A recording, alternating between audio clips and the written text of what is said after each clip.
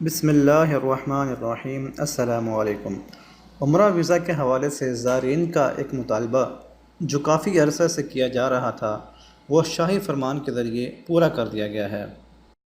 عرب news نے یہ خبر شائع کی ہے اور آپ کو بتاتا چلوں کہ یہ خبر 8 ستمبر 2019 کو شائع ہوئی ہے۔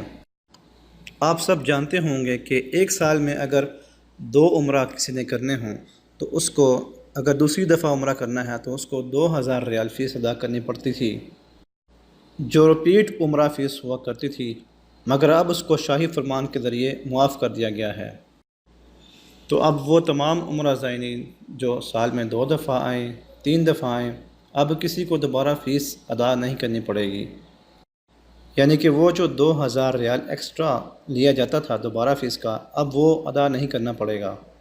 یہ شاہی فرمان جاری ہوا ہے سعودی عرب کی حکومت کی طرف سے، جس میں یہ اعلان کیا گیا ہے کہ عمرہ فیس جو کہ 2000 تھی دوبارہ عمرہ کرنے کے لیے وہ ختم کر دی گئی ہے۔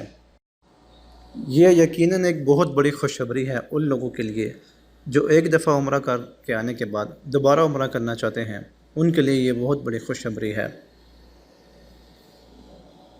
تو ویڈیو کو لائک کیجئے اور شیئر کیجئے تاکہ تمام لوگوں کو پتہ لگ سکے اس بارے میں اور وہ بھی اس سہولت سے فائدہ اٹھا سکیں۔ السلام علیکم ورحمۃ اللہ وبرکاتہ۔